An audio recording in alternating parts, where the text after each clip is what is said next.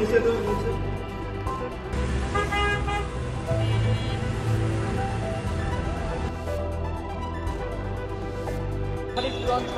ভবন ধসে ৩ জন নিহত হয়েছে।